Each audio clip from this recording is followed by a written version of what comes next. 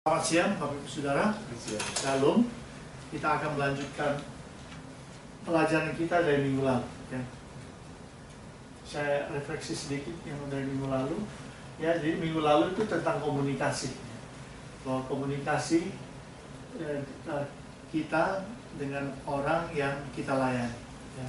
Komunikasi merupakan bagian sangat penting.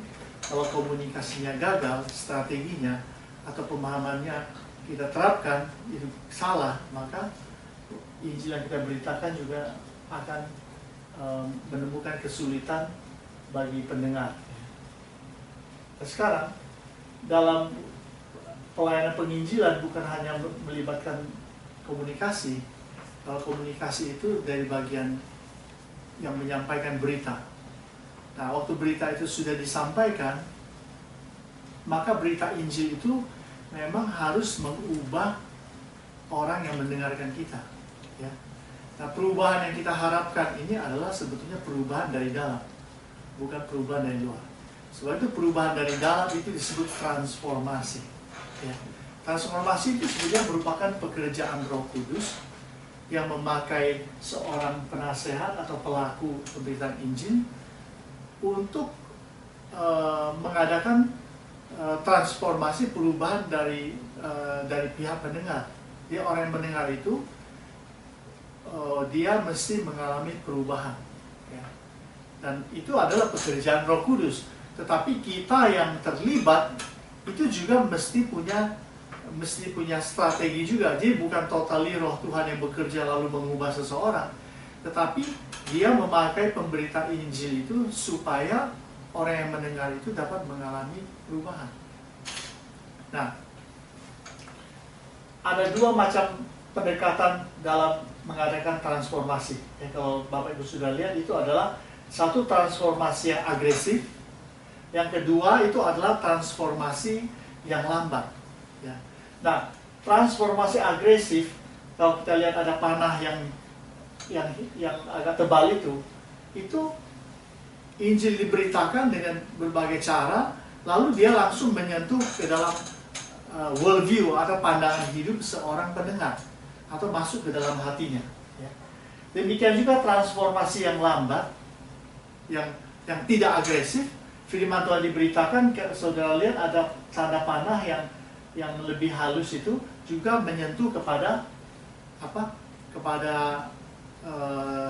worldview-nya, kepada pendengar, kepada hati dan jiwa pendengar.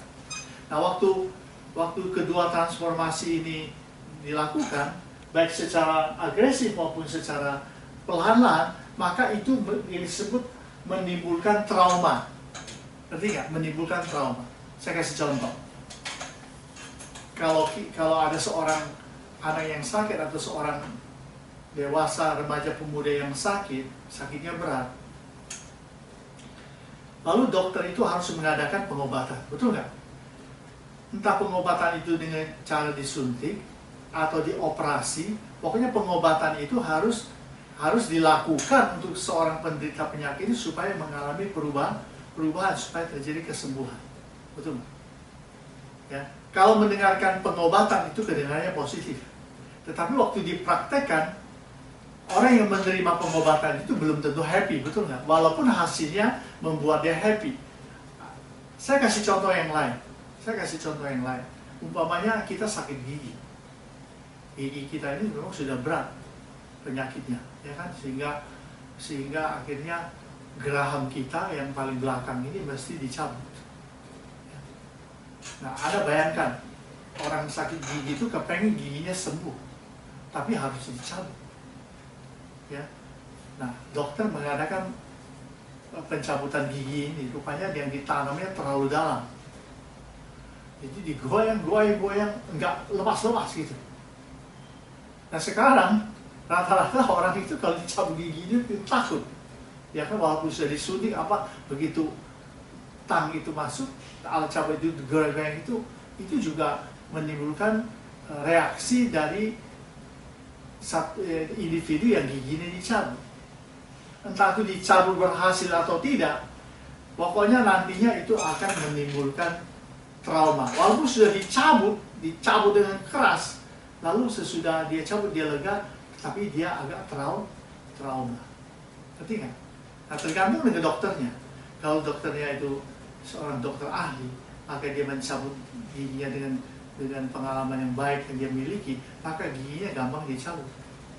Tapi kalau dokter yang tidak berpengalaman mencabut gigi geraham keras, dia gocok-gocok, putar-putar sampai mengerikan sekali.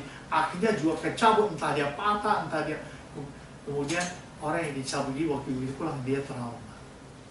Ada yang mengalami traumanya kecil, ada trauma yang juga besar.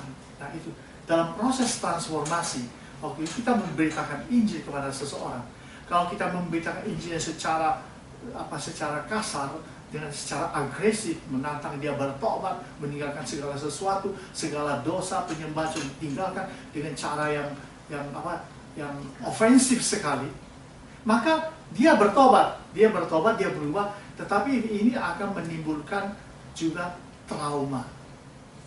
Apa traumanya? Traumanya begini. Begitu dia pulang ke kampung halamannya, pulang ke keluarganya, rupanya keluarganya adalah orang yang memiliki kepercayaan iman yang fanatik dengan agamanya. Dia lihat anaknya atau saudara istri suaminya, dia kemudian apa yang terjadi, dia kena marah, atau dia dipukuli, dianiaya, diusir keluar, pakaian dilempar, dibuang, sudah pergi dari kampung halaman. Padahal yang memberitakan Injil ini tadi mengatakan bahwa dalam Kristus ada harapan, dalam Kristus itu ada keselamatan, dalam Kristus pokoknya semua yang kedengarannya bagus, bahwa Kristus mengampuni dosamu, Kristus menyelamatkan kamu, kalau kamu meninggal masuk surga. Titik.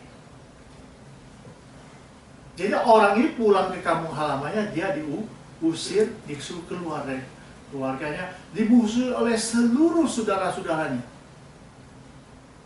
Lebih dari itu, penginjil itu mungkin sudah dihajar oleh orang-orang itu, diusir waktu mulai saat itu tidak boleh lagi penginjil masuk ke daerah itu. Nah itu disebut transformasi yang agresif yang menimbulkan trauma yang berat. Nah orang yang sudah harus pindah ke kota lain karena diusir, dianiaya, jadi takut, jadi trauma. Wah, rupanya pindah menjadi orang Kristen ini tidak seindah yang saya pikirkan. Jiwa saya selamat, semua dosa saya diampuni, tapi belum rupanya menghadapi tantangan-tantangan berat. Jadi dia mengalami trauma yang berat sekali. Kalau dia tidak di follow up dengan baik, orang ini kemungkinan bisa murtad lagi, dan dia bisa kembali lagi, akhirnya menjadi orang yang menentang kekristenan. Sedangkan transformasi yang lambat ini bagus. Jadi memberitakan Injil dengan strategi yang baik, pendekatan yang baik. Jadi tidak dengan ofensif, tapi dengan cara pendekatan Injil yang pelan-pelan. Ya kan, pendekatan budayanya bagus. Lalu ada orang yang terima Tuhan, begitu diterima Tuhan, dia tidak mengalami trauma yang seberat yang tadi yang diusir, dibuang kemana-mana. Makanya di dalam pelayanan di Bandung saya dengar ada banyak orang-orang yang dari agama lain dan kemudian masuk Kristen, dia masih tetap boleh pergi menyembah ke tempatnya, ya, berarti nggak, ke tempatnya sendiri. Yang biasa dia pergi menyembah di agama lamanya, hanya dia nunduk berdoanya bukan kepada Tuhan yang disembah itu, tetapi kepada Yesus. Nah itu untuk mengurangi trauma atau mengurangi tantangan yang kemungkinan dia tidak bisa hadapi. Tetapi itu boleh dilakukan, itu disebut transformasi yang konstruktif, yang tidak agresif, tetapi itu hanya untuk sementara, ya kan. Di kemudian hari dia tetap harus ambil keputusan, tak boleh lagi dia kembali ke itu, ya kan, walaupun dia tidak menyembah kepada Allah. Makanya waktu siapa? Elisa dengan siapa? Dengan Naaman. Yang menyembuhkan Elisa siapa? Naaman siapa? Elisa ya. Elisa. Sesudah Naaman disembuhkan, kan Naaman itu waktu dia menghadap Elisa bilang, nah kau pergi mandi ke sungai Yordan ya. Wah, dia kaget. Sungai Yordan? Kan ada sungai Efrat, sungai Parpar yang begitu bagus, begitu bersih airnya. Di situ tempat mandinya raja-raja. kenapa tidak susah mandi situ, tapi mandi supaya Yonatan. Trauma aja. Wah, ngerti nggak? Itu ada traumanya tersendiri. Tapi karena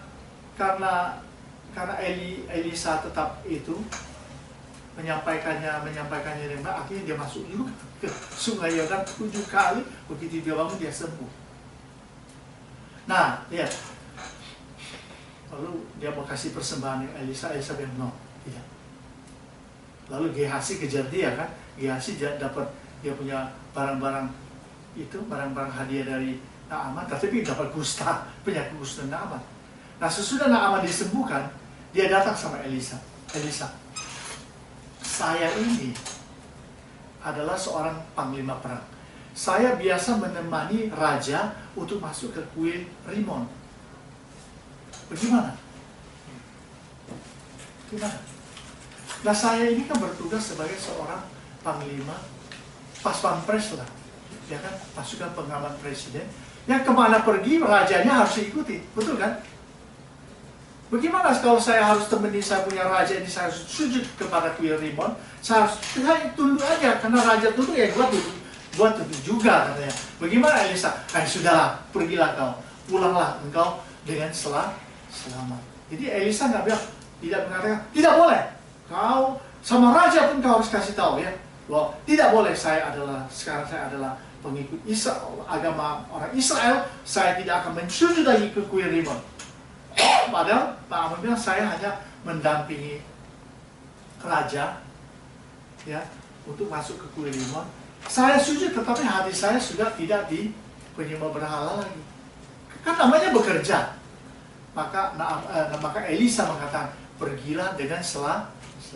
Ya, kalau enggak, Naaman ini akan mengalami trauma yang sangat berat karena dia harus berhadapan dengan raja, dia harus konflik dengan raja di mana dia bertugas. Jadi transformasi yang pelan ini lebih baik daripada transformasi agresif.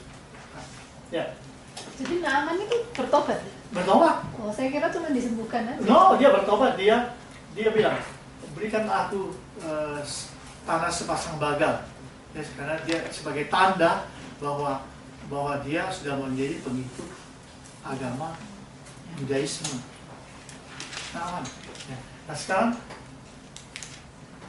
kalau kita melihat transformasi secara lambat itu membutuhkan waktu yang lebih banyak, tapi hasilnya lebih konstruktif. Sedangkan transformasi yang mendadak, yang tiba-tiba begitu, waktunya cepat tetapi traumanya besar.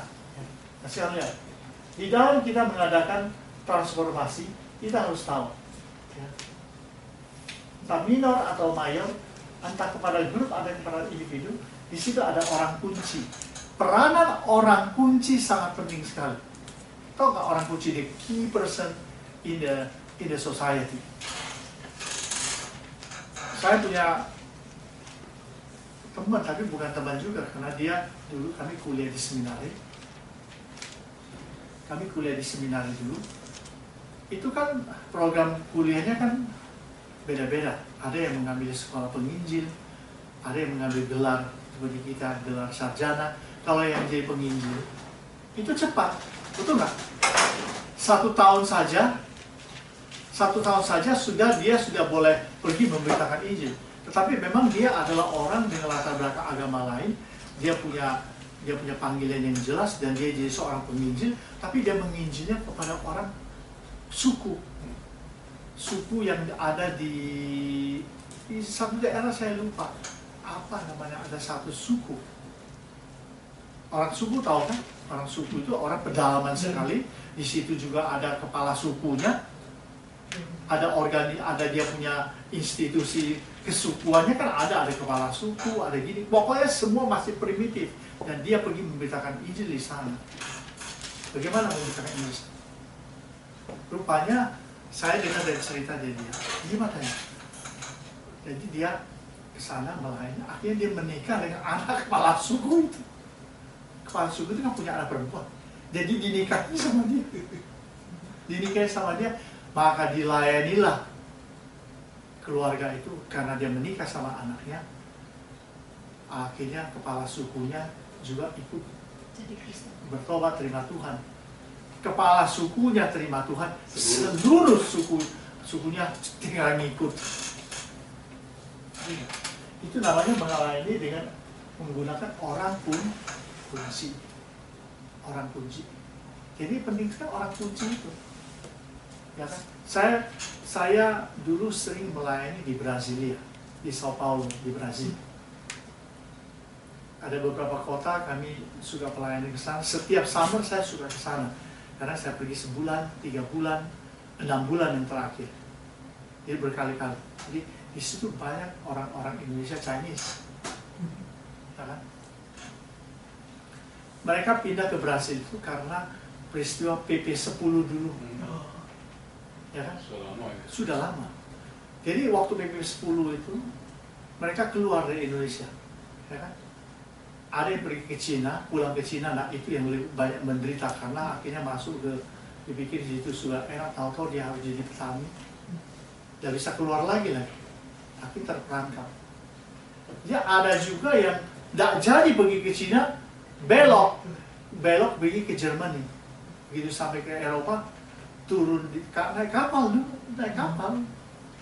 itu kan tahun berapa? 65 gitu. Ya, dia naik kapal mereka. Naik kapal turun di Eropa, di Jerman, sampai di sana nggak bisa kerja, nggak bisa apa, kebingungan. Akhirnya putar-putar, akhirnya ada yang jadi ke Cina pergi ke Makau. Nah, yang di Makau itu menderita sekali menjadi stateless resident atau stateless. Tidak punya warga negara, ya kan? Stateless, dia menderita juga di sana. Tapi ada persekutuan, ada GKI di situ. Lalu kemudian sebagian itu mendarat pergi ke Brasil, Sao Paulo. Beberapa keluarga pertama tiba di Sao Paulo, orang Chinese. Ya. Backgroundnya cukup berduit di Indonesia karena PP10 merasa yang tertipu akhirnya jadi begitu. Jadi di Brasilia dia mulai bekerja. Pertama kali bekerjanya di peternakan ayam. Waktu bekerja sebagai peternakan ayam, kerjanya ngorek, bersihkan kotoran ayam itu. Kerjanya begitu. Belajar bahasanya susah sekali. Bahasa Portugis sama kayak bahasa Latin, kayak bahasa Jerman gitu kan. Bahasa Indonesia kan gampang.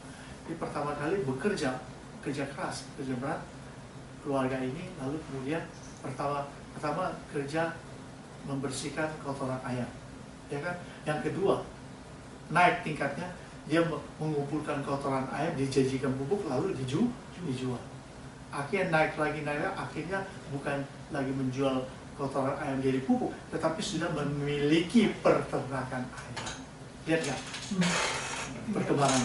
Sudah jadi punya peternakan ayam, sudah boleh bilang ya mulai maju lah ya, mulai maju. Jadi punya peternakan ayam besar jadinya.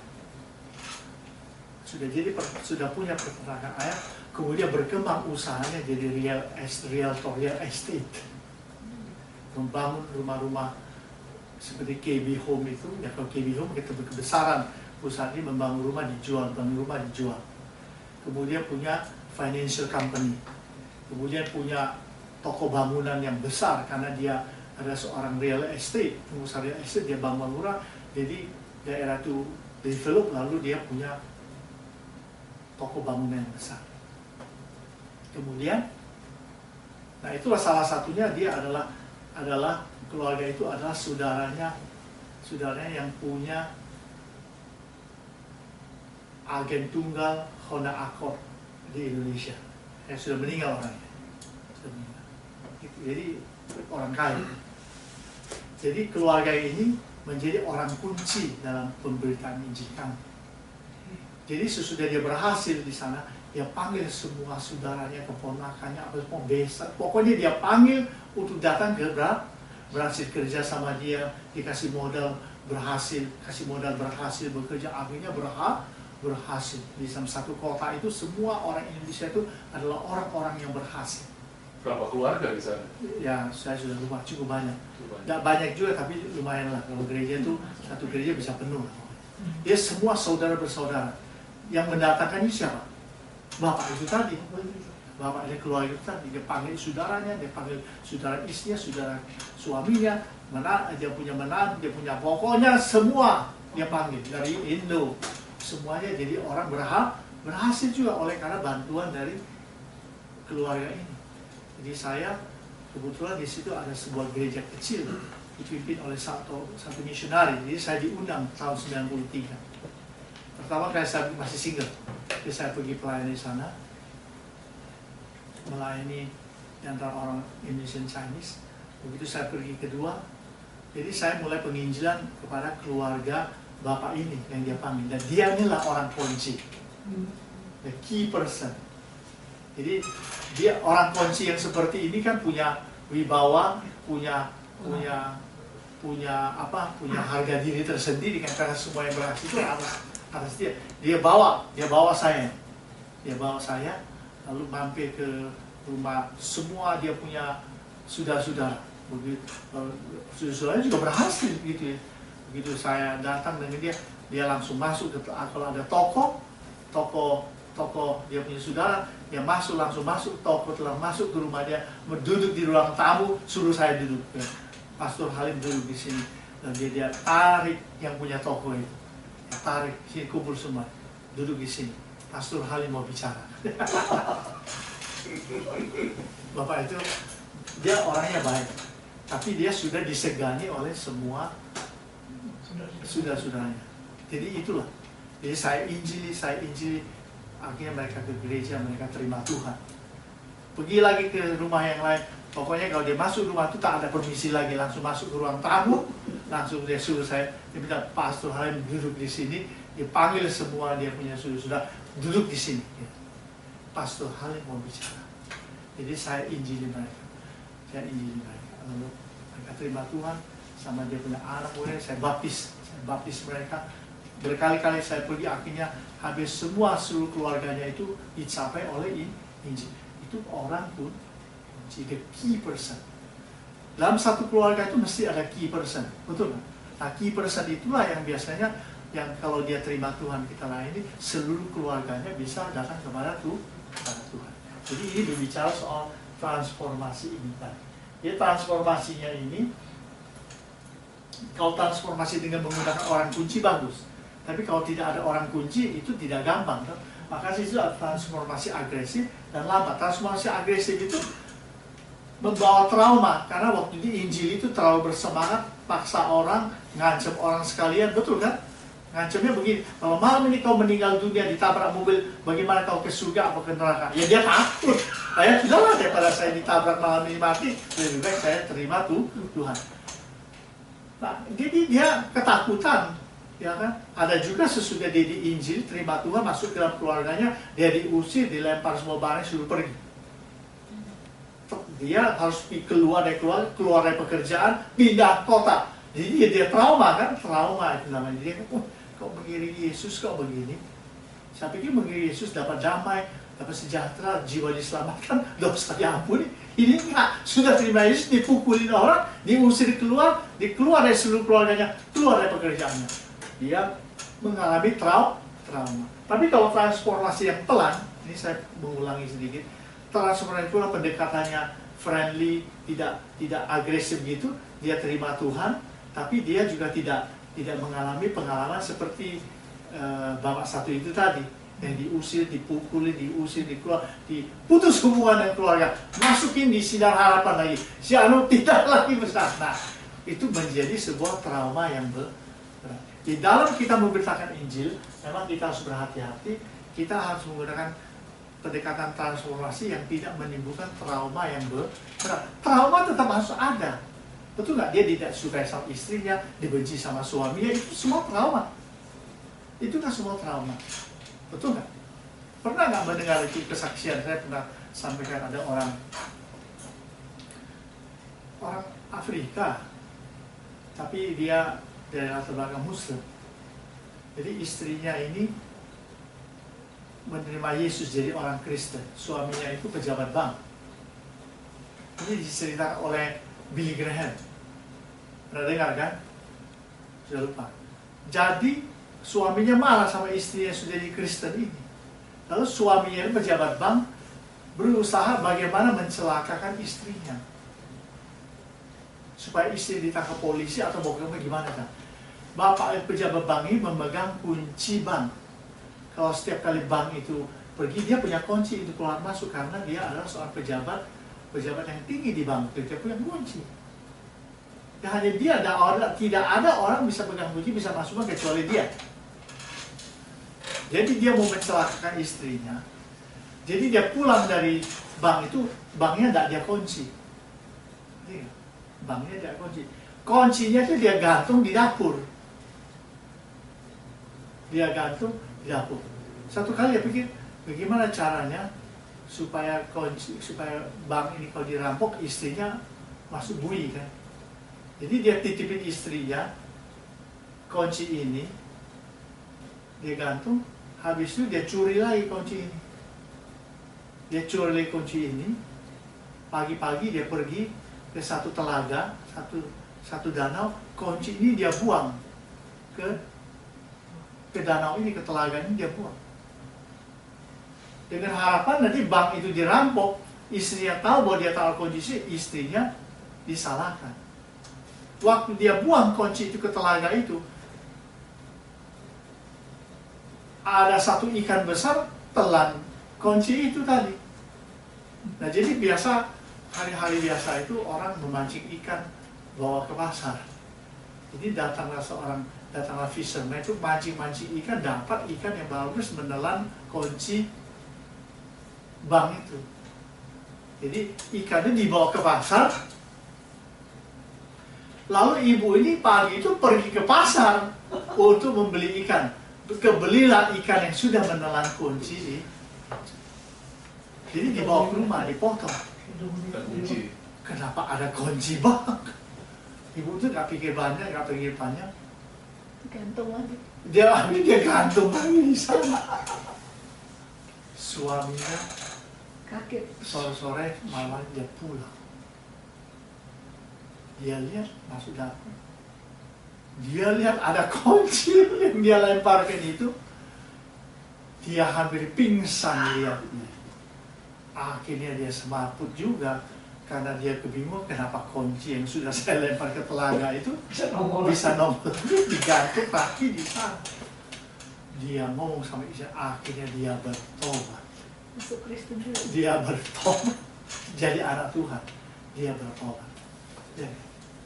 Jadi itu namanya transformasi yang luar biasa, yang ajaib yang dikerjakan oleh Roh Tuhan tanpa ibu ini bersaksi sama suaminya. Di transformasi ini yang terbaik ada transformasi yang tidak membawa dampak trauma yang berat. Betul nggak? Sekarang dia melayani orang Chinese yang penyembah berhala berat. Rumahnya banyak barang-barang berhala untuk segala macam. Itu kan banyak. Saudara kalau pergi ke Palembang, itu kalau lihat orang Chinese itu penyembah berhala, penyembah agama mereka kan, agama Konghucu lah, apa segala macam. Di rumahnya itu banyak sekali. Itu kayak kelenteng, tuh nggak kayak kelenteng. Rumah orang Tionghoa itu Palembang seperti kelenteng di rumah. Percaya? Wah, banyak sekali. Nah, kalau dia terima Tuhan, barang itu semua harus dimusnahkan. Itu menimbulkan trauma nggak? Sudah pasti. Suaminya kalau belum bertobat bisa dipukulin dia. Orang tuanya maki-maki marah-marah dia, kenapa lu buangin semua barang ini? Ya kan? Nah, ini semuanya kita harus memilih transformasi walaupun itu slow, tetapi yang penting kita memberikan kebenaran, kita tidak bohong. Next.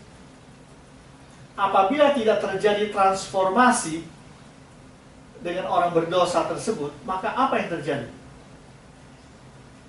Apa yang terjadi? Satu, orang itu tetap pada kepercayaan yang lama, betul nggak? Tentu kepercayaan yang kedua. Yang kedua, kemungkinan orang itu juga mau jadi Kristen, sebenarnya dia mau ikut kita, mau ikut Tuhan itu. Tetapi karena dia tidak mengalami transformasi, dia menjadi orang Kristen nominal. Orang Kristen yang di luarnya hanya Kristen, tapi hatinya tidak. Atau dia menjadi orang Kristen KPT. Betul nggak?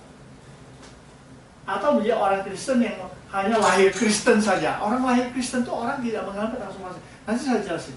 Atau menjadi orang Kristen tradisi, orang Kristen duniawi, orang Kristen daging, bersinkretisme dengan dunia dan kepercayaan lama.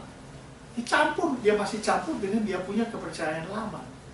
Kedukun, pakai jimat, betul nggak? Percaya horoskop, dan lain-lain. Dia tidak bisa bertumbuh dalam iman, tidak dapat dewasa, dan sulit untuk dipimpin kalau dia datang ke gereja. Nah, ini saya sudah melihat. Ini orang Kristen nominal.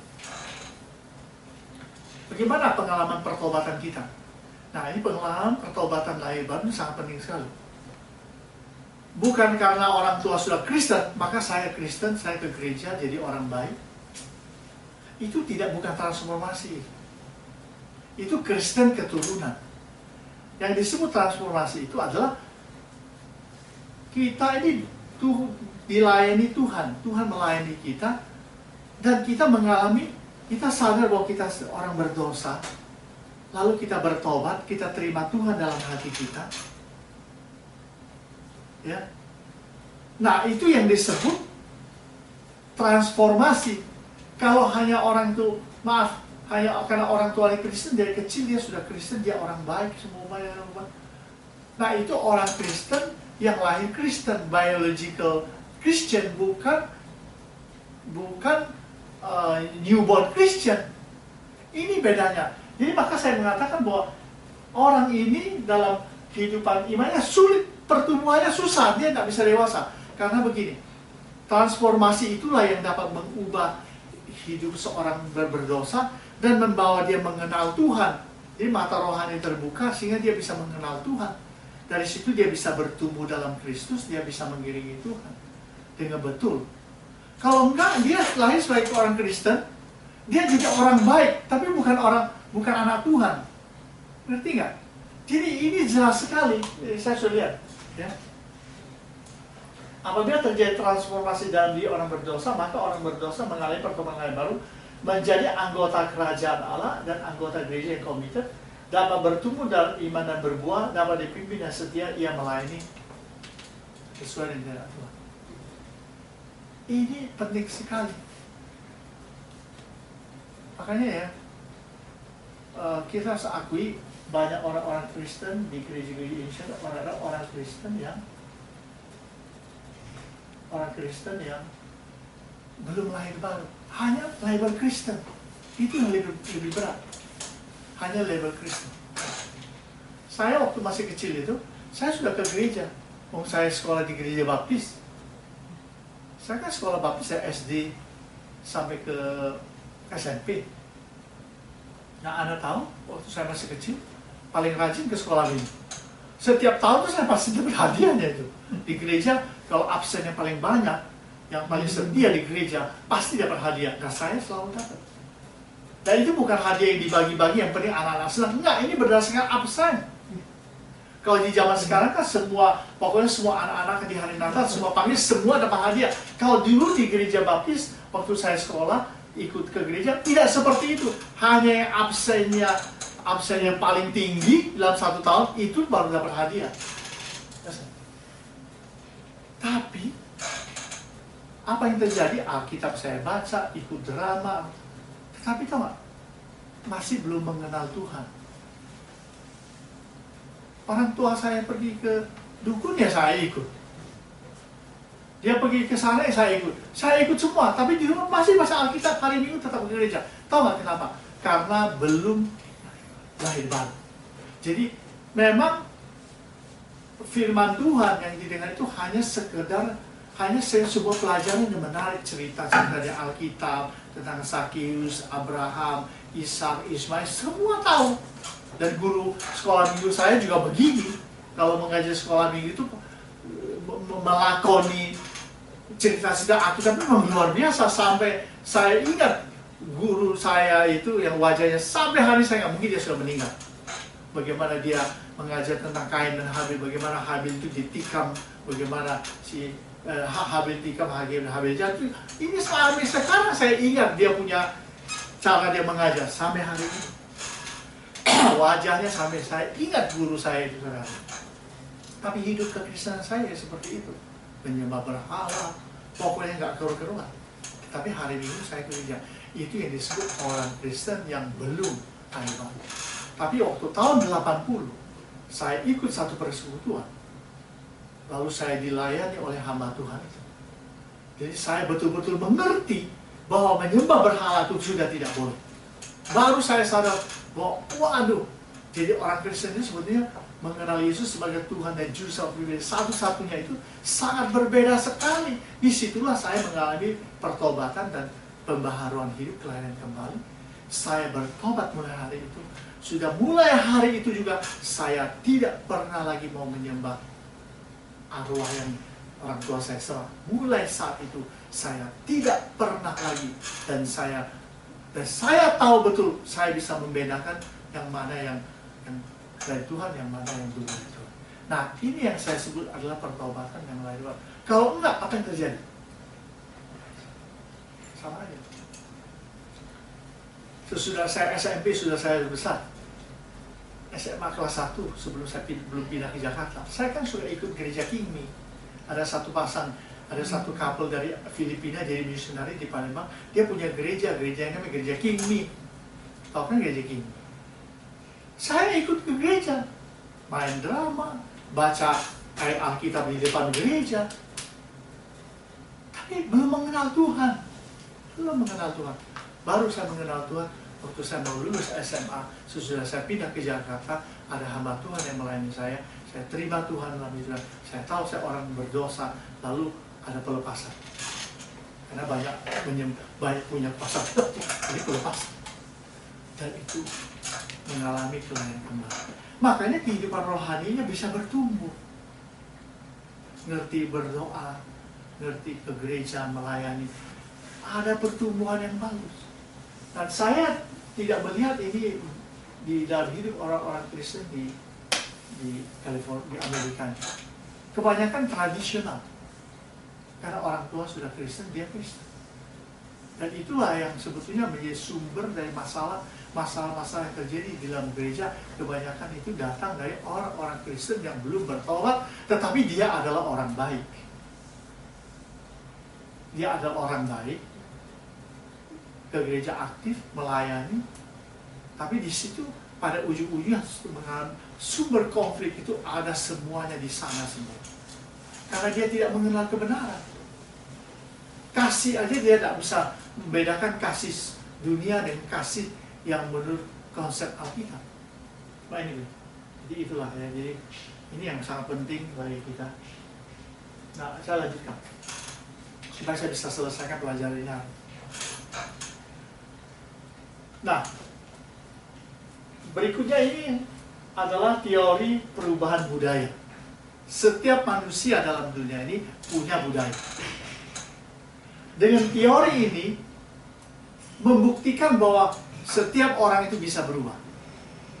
Teori budaya. Tadi kan transformasi itu pekerjaan Roh Kudus ya. Pekerjaan Roh Kudus yang membawa orang itu sadar, bertobat, mengalami transformasi, berubah total. Tapi yang satu ini pendekatannya agak ilmiah. Teori perubahan budaya mengatakan bahwa setiap manusia bisa berubah. Satu, inkulturasi. Inkulturasi itu adalah seorang belajar budaya dalam. Tahu budaya dalam? Saya kasih contoh. Waktu kita masih kecil, masih bayi, kita punya bahasa nggak? Kita bisa ngomong nggak? Nggak bisa, bayi nggak bisa. Masih bayi. Sampai umur 1 tahun masih belajar ngomong. Yang ngajarin ngomong siapa? Orang tuanya. Itu budaya. Itu disebut inculturation. Jadi orang tua itu mulai mengajari anaknya budaya dia sendiri diturunkan, betul nggak? Sampai ke kepercayaannya, imannya semua turun ke anaknya, anaknya hanya ikut saja sampai besar. Nah, itu bercokol berat. Makan itu kan budaya, makanan. Apalagi makan bubur. Kalau di Indonesia makan bubur anak-anak, bubur yang dihaluskan, betul kan? Dihaluskan, dikasih bubur. Kalau di Amerika lain, dikasih apa? Burger. Masih kecil itu kan dikasih kasih apple sauce. Iya. Mana ada yang kasih bubur? Kan enggak. Indonesia kasih bubur yang digiling tuh halus-halus kasih anaknya. Itu namanya culture.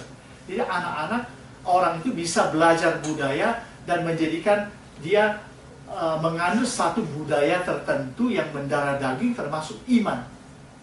Itu inculturation. Udah besar kan dia kan?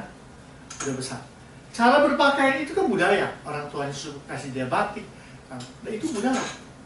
Nah sekarang dari inculturation dia akan berubah juga menjadi acculturation. Atau acculturation. Acculturation itu adalah perubahan budaya bukan didasarkan perubahan dari dalam lingkungan dalam atau learning, cultural learning, tetapi belajar dari budaya luar itu disebut acculturation.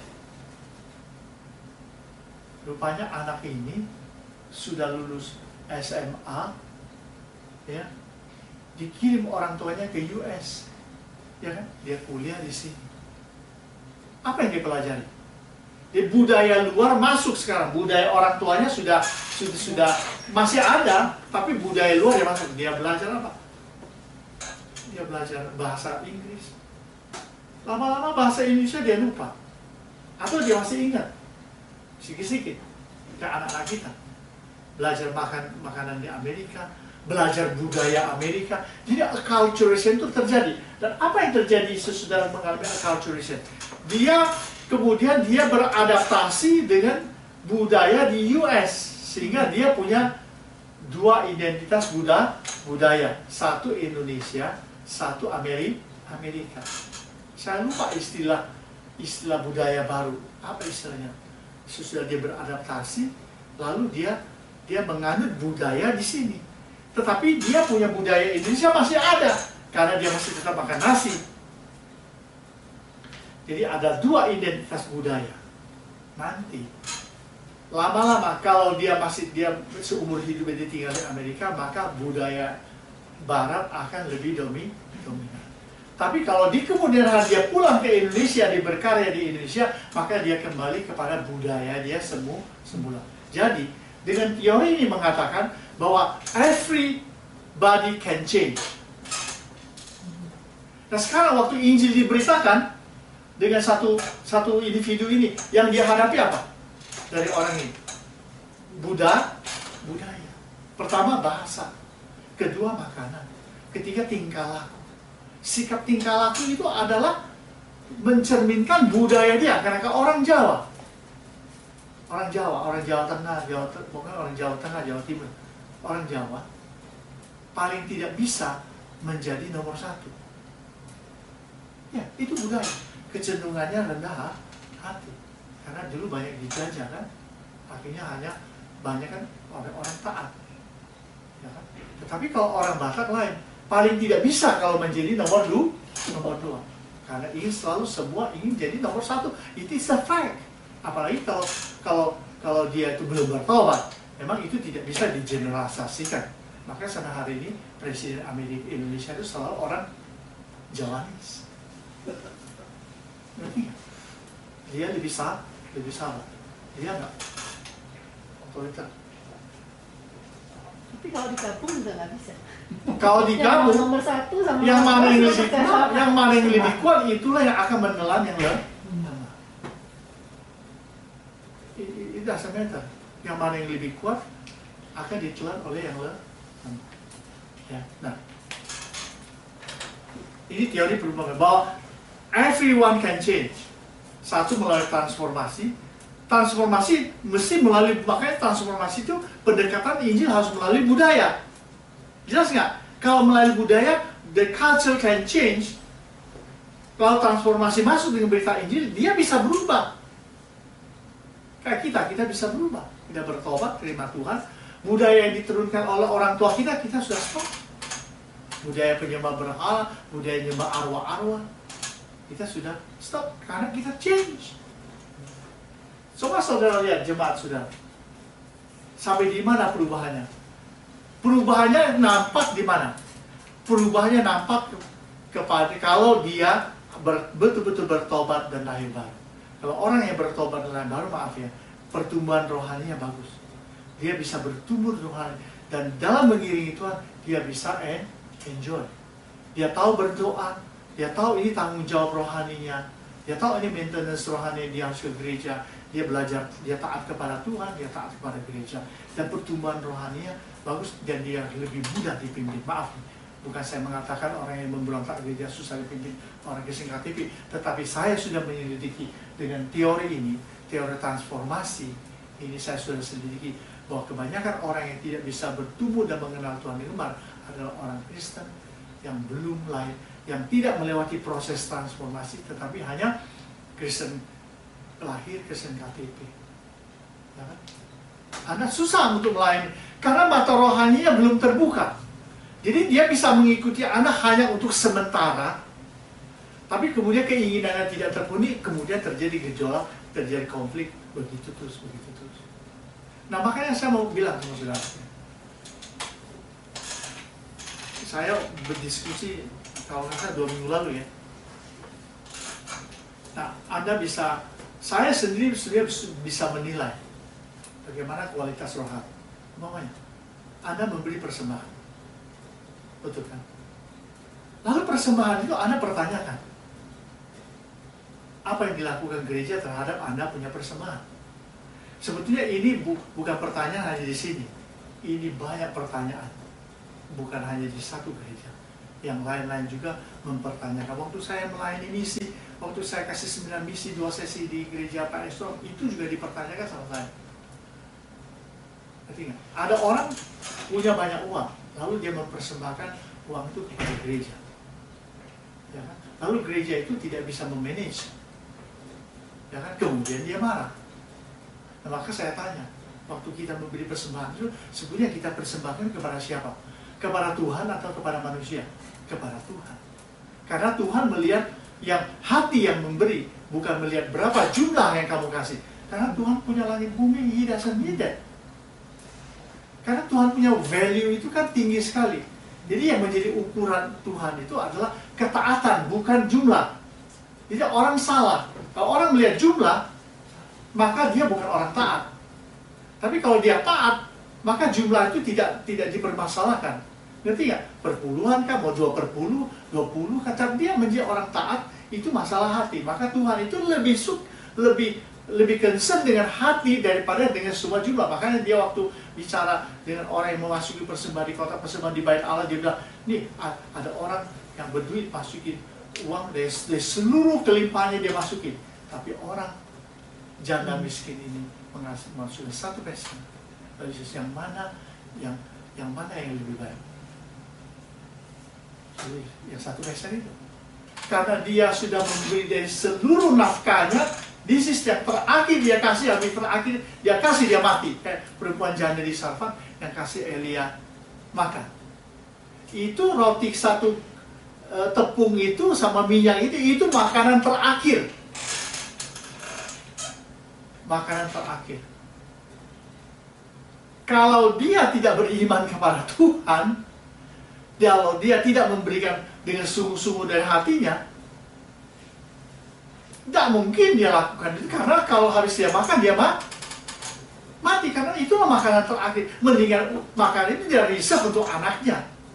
Biar dia mati, tapi anaknya hidup. Tetapi dia rela, baik dia sama anaknya, kalau habis kasih persembahan kepada Elia makan roti ini, kami habis kami makan. Jadi itu namanya sudah mengenal Tuhan, mempersembahkan hidup. Yang dilihat Tuhan itu adalah hati. Maka sesudah dia kasih Elia makan dengan minyak, begitu dia balik lagi ke dapurnya, ada lagi tepung, tidak habis-habisnya.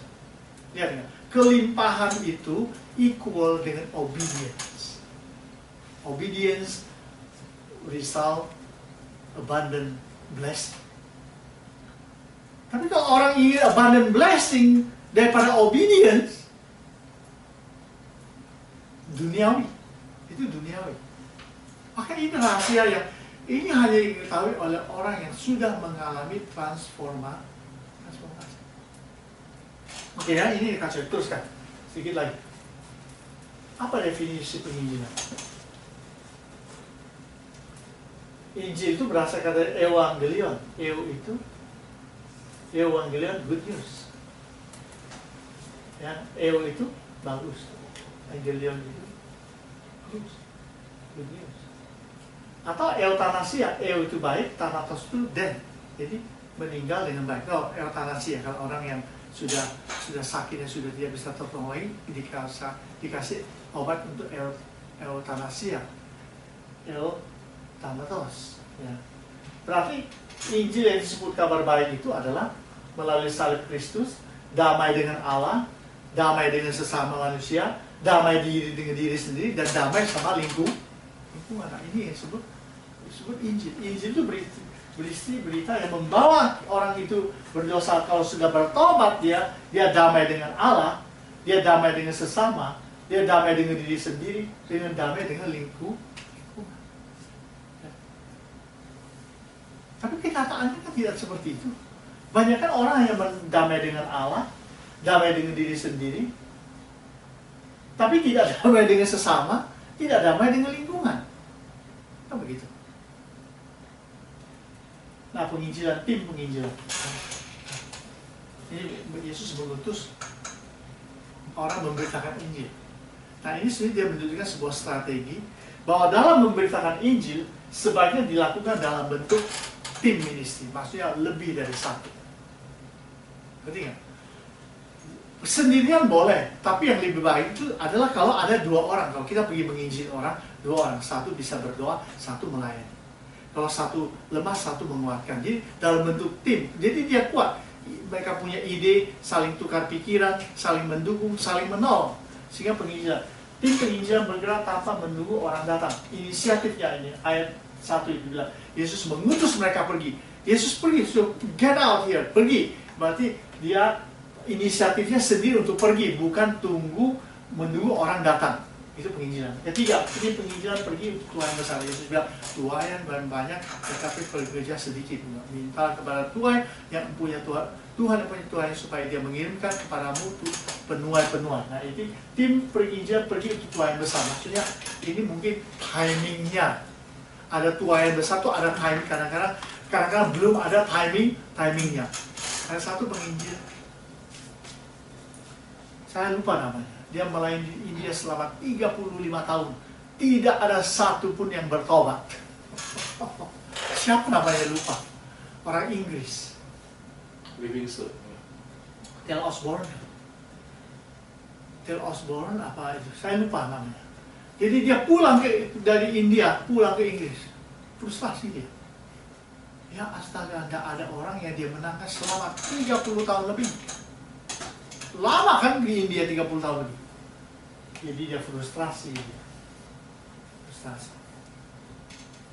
Satu kali ada kebangunan rohani dibawa oleh satu hamba Tuhan di gereja dia.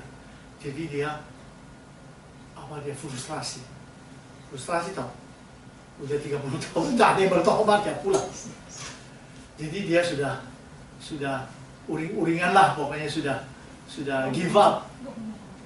Jadi satu kali dia di tempat tidur waktu dia lagi frustasi, dia lihat Tuhan datang di ujung kakinya itu. Dia melihat Tuhan, habis itu Tuhan itu menguatkan dia, itu semua vision. Habis itu dia ikut kebangunan di gereja ini. Dia ikut kebangunan di gereja ini. Pendeta itu berkhotbah. Habis itu dalam khotbah itu sepertinya Tuhan mengatakan bahwa kalian ini juga dipakai Tuhan untuk melayani, untuk memberitakan Injil. Jadi dia ini lagi frustasi. Tahu-tahu waktu pendeta itu bicara dengan saya, tunjuk dia. Jadi seperti ada tangan banyak sekali, tunjuk dia, tunjukin dia ini. Oh, tunjuk dia. Banyak sekali tangan itu tunjuk dia. Dari situ dia sadar, dia berubah. Dan Tuhan pakai dia luar biasa sesuai itu membawa kebangunan rohani yang besar, banyak mujizat, banyak orang disembuhkan. Kalau nggak salah, Tel Osborne. Saya lupa nama.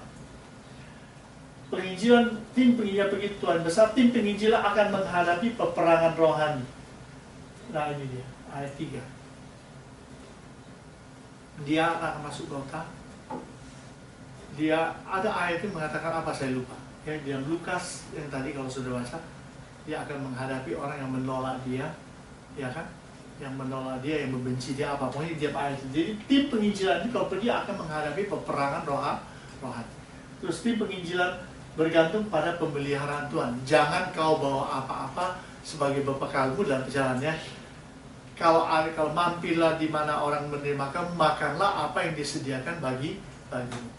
Jadi tim penginjilan itu menerima pemeliharaan Tuhan. Jadi ini sistem penginjilan zaman dulu. Saya rasa zaman sekarang sudah jarang. Tidak ada yang pergi sana, tidak ada makan. Biasanya sekarang ada sponsor, ada uang misi, ada pengurusan, semua banyak duit. Misioneri kebanyakan ada juga pergi ke ladang misi untuk kumpul duit, banyak duitnya. Jadi itu yang salah. Ya kan? Kalau zaman dulu tidak seperti itu. Di zaman dulu tuh berapa uang ada, itulah jalan. Sampai di sana kapan ada uang apa enggak, pokoknya nanti baru berpikir, baru berdoa. Nah, saya pernah alami juga seperti itu dulu waktu saya masih di seminar. Jadi kita pengen pergi ke Bali, ya kan? Saya salah teman pergi ke Bali, tapi tidak ada uang. Uangnya hanya pas-pasan, waktu itu ada 20.000. Udah lama, itu tahun 85.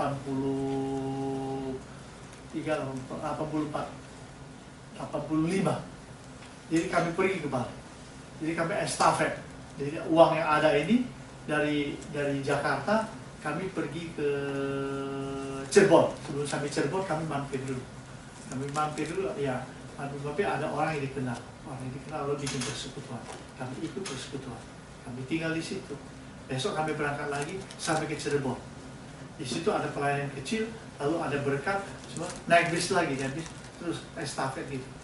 Sampai ke Jawa Tengah, ke Jawa Timur, sampai ke Bali.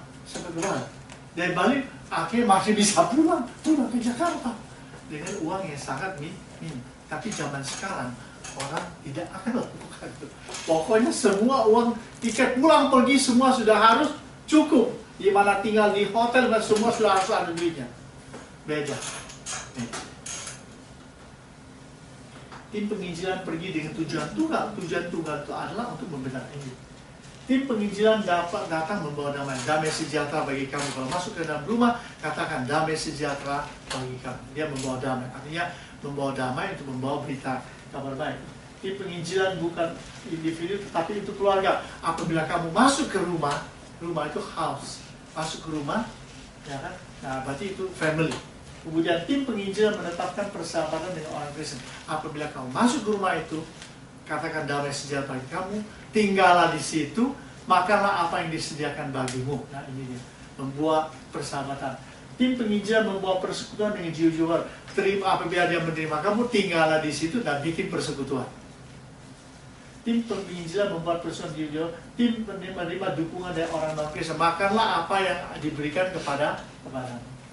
Tim penginjilan terlibat dalam demonstrasi kuasa Allah. Dia bilang, sembuhkanlah orang sakit, bangkitkanlah orang mati, tahirkanlah orang kusta. Di dalam ayat ini bilang, membuat mujizat. Tim penginjilan bergerak ke kota-kota lain.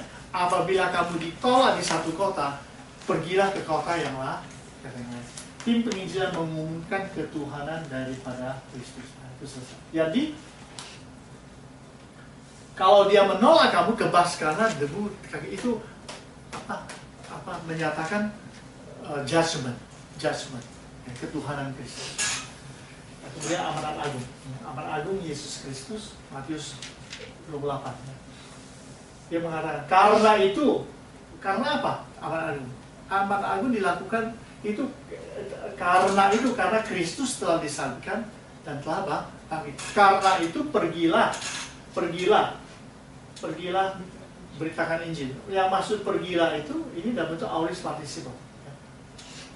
Bukan berarti kita sengaja untuk pergi, bukan. Ada memang penginjilan itu sengaja siap pergi. Tapi yang ini maksudnya adalah selagi kita pergi, beritakanlah Injil. Jadi semua aspek hidup orang Kristen itu adalah aspek memberitakan Injil. Kalau hanya siap-siap aja, kita menginjil hari Senin ya, boleh juga. Tetapi berarti hanya hari Senin itu aja kita memberitakan Injil. Tapi bukan seluruh hidup kita memberitakan Injil.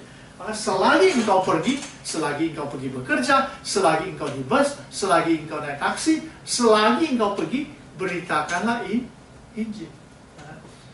Jadikanlah segala bangsa muridku. Itu anti diskriminasi. Segala bangsa. Ya.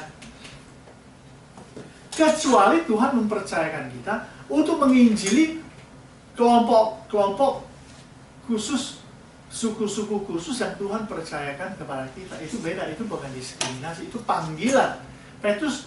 Panggilan Petrus melayani orang-orang Yahudi, sedangkan Paulus melayani orang-orang yang bukan Yahudi, kan, itu bangsa-bangsa.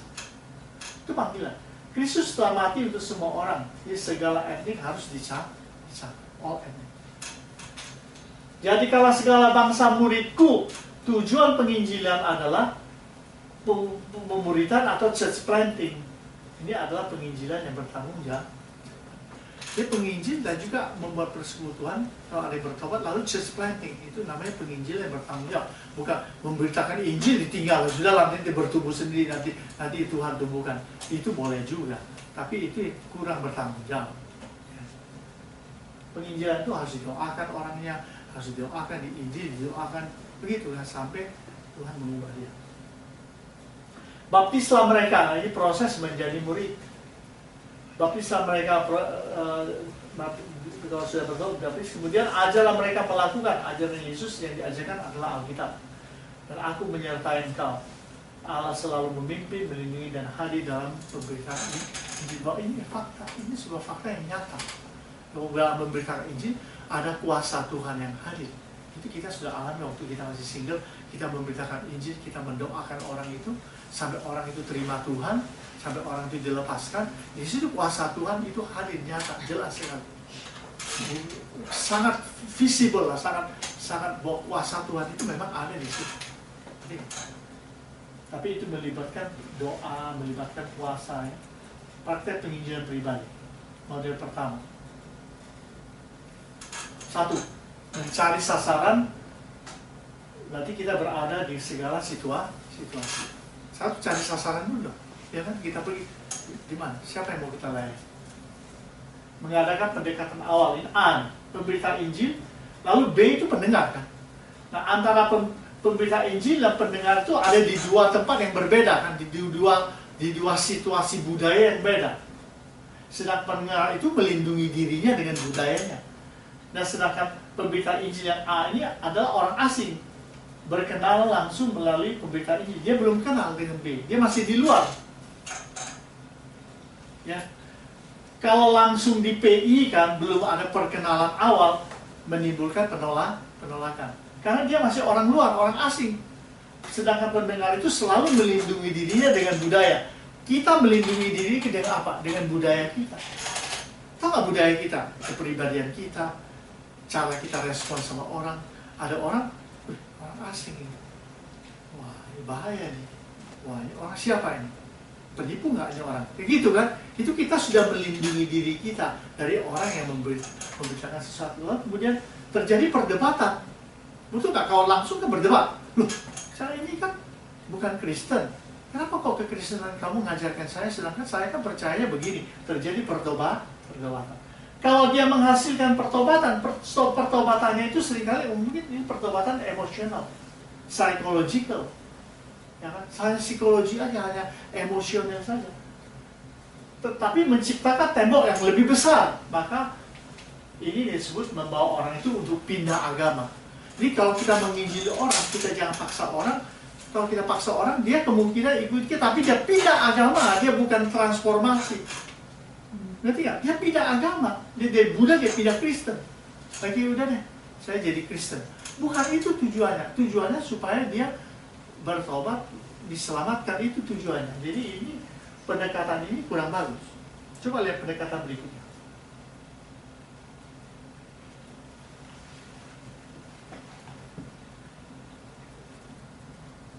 Nah, model 2. Pemberita A ke pemberita B.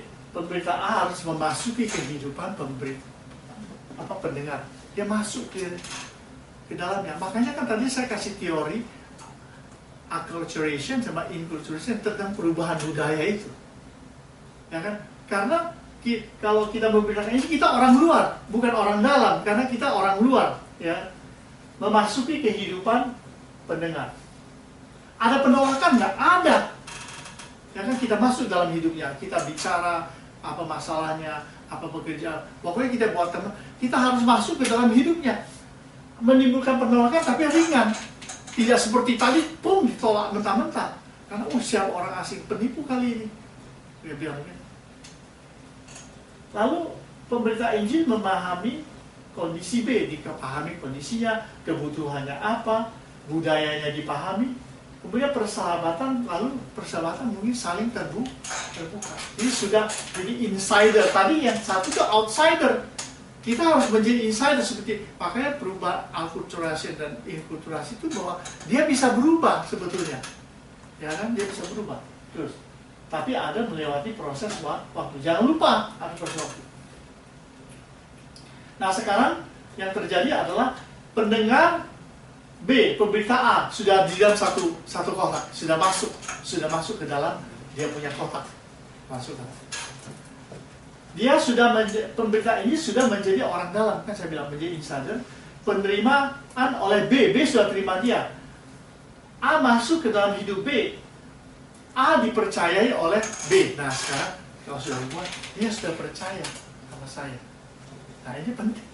Kalau dia sudah percaya sama saya, baru apa yang saya sampaikan dia tidak banyak konflik. Karena dia sudah trust me. Ya kan? Ini teori ya. Terus, nah, pemberita Injil mulai memberitakan Injil kepada pendengar menggunakan cerita, menggunakan budayanya, menggunakan kondisinya. Kondisinya sakit kah? Punya kebutuhan pekerjaan kah? Punya masalah keluarga kah? Menggunakan peristiwa, menggunakan keluarga, menggunakan Alkitab. Nah, sudah masuk dia. Nah, lihat. Pemberita Injil memberitakan ini kepada pendengar B, ya kan? B dibawa kembali ke dunianya. Oh, ini dulu, ya. Masuk ke dalam dunianya, B dibawa keluar dari budaya berdosa. Sudah dibawa keluar, dia sudah keluar. Karena kita orang dalam, dia sudah percaya, digiring keluar dari lingkarannya itu, dibawa keluar dari budaya yang berdosa. Pendengar B, pemberita Injil A menerima Yesus sebagai Tuhan dan Juru Selamat pribadi, dia sudah terima. Lalu dibawa kembali kepada dunianya, kembali. Dia harus dibawa kembali ke dunia, dia sudah berubah. Jelas kan? Ini menarik sekali sebetulnya. Jadi kita, pemberita Injil tidak membawa pendengar B ini keluar lalu tidak balik lagi. Masih balik ke dunianya, tetapi dalam keadaan sudah berubah. Itu orang tua yang ketemu dia, kenapa kamu sudah begitu? Sudah change dia, sudah jadi manusia baru,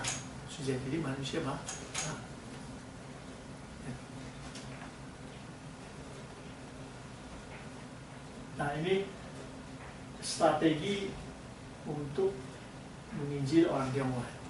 Ini strategi. Jadi ini keadaan orang Tionghoa dia punya supremasi iman. Dia nggak bakalan menggantikan iman dia dengan yang lain. Kalau dia percaya yang lain, kualat. Jadi dia takut, ada ancaman, ada kutuk dan ancaman. Yang kedua, tidak mungkin pindah agama, tidak mungkin. Karena kalau dia pindah, ada ancaman dari roh-roh yang dia sembah. Tiga, masalah sekuritas. Dia tuh nggak bisa secure kalau dia pindah agama, karena agamanya sudah turun-temurun. Dia tidak safe, tidak secure. Yang berikutnya bahwa dia punya pandangan hidup kebahagiaan melalui materi. Kemudian dia punya rasialisme juga, kalau dilayani sama orang-orang yang bukan satu suku. Kemudian ada istiadat yang tidak dapat berubah. Nah, ini adalah supremasi. Nah, ini penginjilannya. Memperkenalkan Yesus. Ini strategi yang saya sudah pakai. Ada perbandingan agama, ada kesaksian mujizat, ada perbandingan agama, mengajak pendengar memilih Yesus atau Allah lain. Tantangan terakhir adalah ada istiadat menjelaskan kehidupan setelah kematian. Ada isyarat kan? Harus dijelaskan kehidupan setelah kematian, kesaksian-kesaksian, menangani apa? Menjamu dengan bijaksana. Jadi ini menginjili orang saya. Ini pengalaman saya yang sangat berhasil, yang saya taruh di ini. Nah, ini penginjilan kepada pengikut saksi Jehovah. Saya juga berhasil dengan cara ini. Saya pernah berhasil. Waktu saya melayani di Brasilia, saya menginjili orang saksi Jehovah pakai cara ini. Saya dapat orang-orang. Itu berdasarkan pengalaman-pengalaman di lapangan. Tapi pendekatannya itu cukup kontekstual. Padahal saya belum pernah masuk sekolah misi, tetapi penginjilan saya kontekstual. Penginjilan saya begitu saya masuk kuliah di Fuller, saya tahu penginjilan saya itu dengan teori yang saya belajar di Fuller. Oh, luar biasa. Itu karena pekerjaan Roh Kudus. Nah ini dia. Masih ada lagi apa? Ah, ini sudah. Ini yang terakhir. Jadi melayani orang saksi Jehovah harus menjauhkan diri dari perdebatan dengan menggunakan ayat Alkitab. Kita nggak boleh berdebat menggunakan ayat Alkitab karena dia lebih pintar. Dia lebih pintar muterin kita. Jadi kita bingung. Menggunakan pendekatan kontekstual, menggunakan ayat-ayat Alkitab dijelaskan secara rasional. Nah ini pakai pendekatan rasional, tapi menggunakan ayat-ayat ini dijelaskan secara rasional untuk mengubah cara dia berpikir yang salah. Dan oke, sampai di sini dulu. Jadi ini sudah yang terakhir. Tempat penginjilan di mana kita menginjil. Kita bisa menginjil di pasar, di kantor, di terminal bus, di stasiun kereta api, di bandara airport, di rumah tangga, di pesawat, di taksi, di penjara, naik beca, kalau di Jakarta dari rumah ke rumah, dari teman dekat, keluarga jemaat, dan di mana saja. Sikap pemberitaan Injil di segala tempat. Sikap kita memiliki tujuan penginjilan jelas, membuka telinga mendengar, membuka mata memperhatikan. Ini sikap kita kalau kita membuka Injil. Membuka hati peduli, bergerak untuk melangkah, berinisiatif mendekati, berani untuk bersahabat, dengan tangan untuk menolong, berpikir positif, memiliki target. Evaluasi yang terakhir. Berdoa untuk jiwa-jiwa yang sudah kita layani, mengadakan follow up, kita menelepon, mengunjungi, menyurati, menghubungi dengan email, meminta teman atau hamba Tuhan lain untuk bersahabat, membuat persekutuan kecil, mengajak ke gereja, memberikan bantuan sesuai kemampuan. Nah, ini evaluasi. Jadi doa itu sangat menentukan. Karena saya dulu melayani begitu. Saya menginjil satu orang, dia belum terima Tuhan, saya doakan sampai 6 bulan kemudian. Sudah saya banyak doakan, begitu saya dekati, dia terima Tuhan, dia dilayani, dia bertobat. Indah sekali. Ini saja dari saya, karena sudah jam 3:15. Minggu depan mungkin saya kasih waktu bertanya, kemudian nanti kita punya pelajaran baru. Ya. Ini sudah selesai. Ya. Kita berdoa dulu, ya, karena sudah waktunya saya harus pulang. Kami bersyukur untuk mata pelajaran tentang penginjilan kontekstual ini. Tuhan menolong kami supaya kami dapat menggunakannya di mana Tuhan mengutus kami untuk melayani. Terima kasih Tuhan dalam nama Yesus. Amin.